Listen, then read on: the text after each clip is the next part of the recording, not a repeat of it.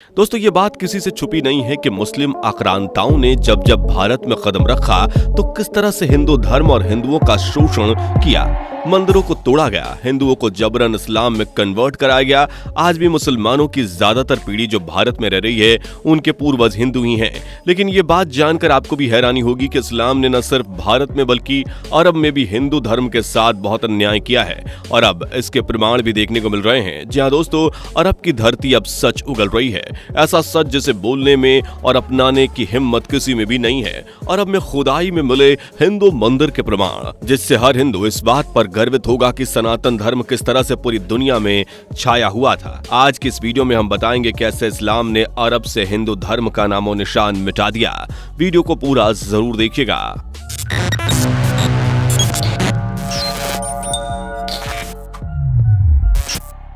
इस्लाम जो कि दुनिया का दूसरा सबसे बड़ा धर्म है, उसकी शुरुआत ही तलवार की नोक पर की गई थी।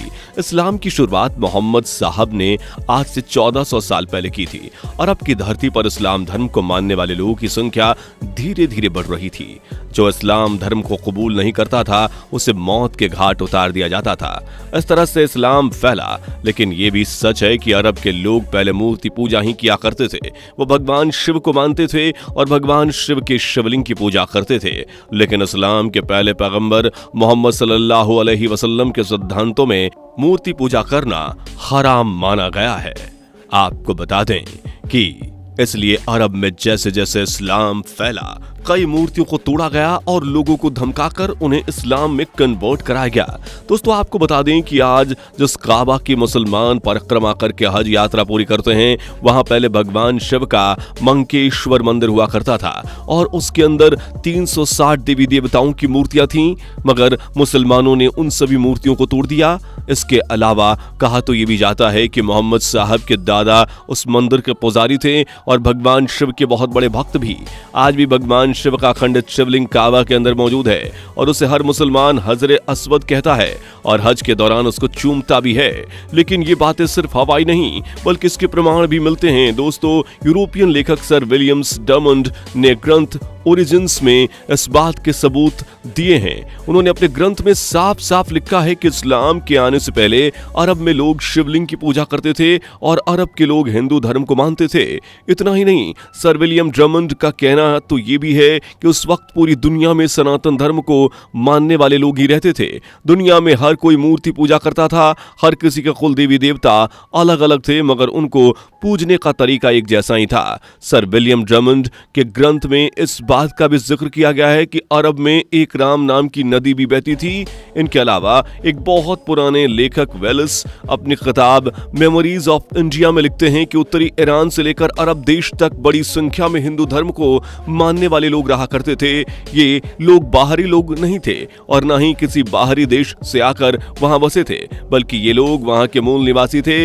लेकिन जब अरब धरती पर इस्लाम का जन्म हुआ उसके बाद से इस्लामिक कट्टरपंथियों ने जबरन हिंदुओं को इस्लाम धर्म में कन्वर्ट कराया। जो भी ऐसा नहीं करता था या इस काम में रुकावट डालता था उसे मौत के घाट उतार दिया जाता था। आपको जानकर हैरानी होगी कि इस्लाम शब्द खूब संस्कृत शब्द इस्लायम शब्द से बना है, जिसका मतलब होता है देवता का मंदिर। यही वजह है कि प्राचीन हिंदू जो अरब में रहते थे वो अपने कुल देवता मंदिर को इस्लायम कहते थे और जब मोहम्मद साहब ने इस्लाम धर्म को बनाया तो उन्होंने सबसे पहले इसी इस्लाम मंदिर पर अपना कब्जा जमाया और अपने नए पंथ को नाम दिया इस्लाम। अरब में मूर्तियों को तोड़कर मस्जिदों का विध्वंस करके उस पर मस्जिद बनाने का काम तेजी से शुरू किया गया। जो कोई इस चीज का विरोध करता उसे मौत की नींद सुला दिया जाता था। अरब के अलावा इस्लाम जहां जहां पहुंचा वहां वहां जबरन इस्लाम में कन्वर्शन किया गया।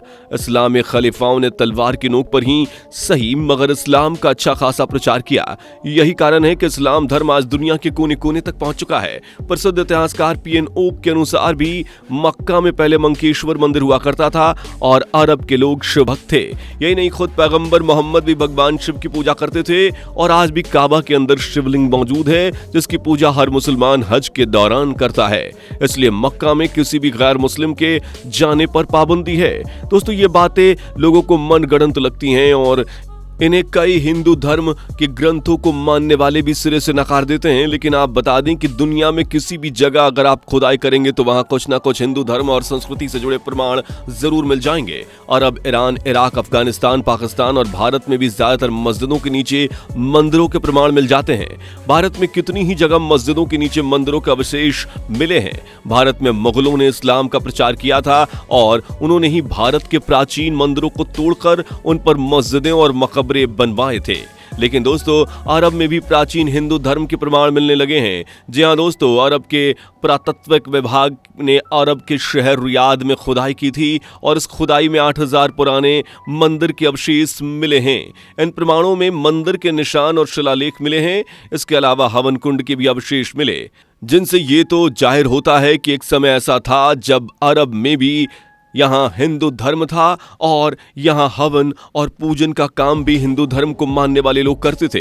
अरब की जमीन से मिले मंदिर के इन प्रमाणों से यह बात साफ जाहिर होती है कि अरब के मूल निवासी हिंदू ही थे और इस्लाम के आने के बाद वहां हिंदुओं को जबरन इस्लाम में बदला गया। मंदिरों को तोड़कर मस्जिदें बनवाई गईं। अरब में रहने वाले प्राचीन हिंदू भगवान शिव को मानते थे और आज भी भगवान शिव की पूजा अरब के लोग करते हैं, मगर काबा के रूप में। दोस्तों, जिस तरह से पूजा पाठ के दौरान बिना सिला हुआ कपड़ा पहना जाता है, उसी तरह से हज के दौरान मुसलमान भी बिना सिला कपड़ा ही पहनते हैं। इसके अलावा हिंदू धर्म में मंदिरों की परिक्रमा करना शुभ होता है और हज के दौरान मुसलमान भी काबा के चारों ओर चक्कर लगाते हैं और अपनी हज की यात्रा को पूरा करते हैं। दोस्तों, कहा जाता है कि सच को जितनी भी छुपाने की कोशिश करो वो एक ना एक दिन सबके सामने जरूर आता है। सनातन हिंदू धर्म भी सत्य धर्म है और वह भी अपनी सच्चाई बताने के लिए सामने आता रहेगा। इस्लाम जिसका उदय तलवार की नोक पर हुआ था, उसका अंत भी तलवार की नोक पर ही होगा और इसकी शुरुआत भी हो चुकी है। जी हां, कई मुस्लिम देशों में लोग सनातन धर्म को मानने लगे हैं। इंडोनेशिया इसका ताजा उदाहरण है, जहां भगवान श्री राम की पूजा की जाती है। मुस्लिम देश होने के बावजूद भी इंडोनेशिया में भगवान राम को अपना पूर्वज बनाने से कोई नहीं हिचकता। कुछ प्रमाणों की माने तो अरब में हिंदू धर्म को मानने वाले लोग भगवान शिव ने खुद ही उनको बसाया था। दोस्तों, एक पौराणिक कथा की माने तो अरब में यमन नाम के देश में ही भगवान श्री कृष्ण ने कालियावण नामक राक्षस का वध किया था, जिसका जिक्र भगवत गीता में भी है।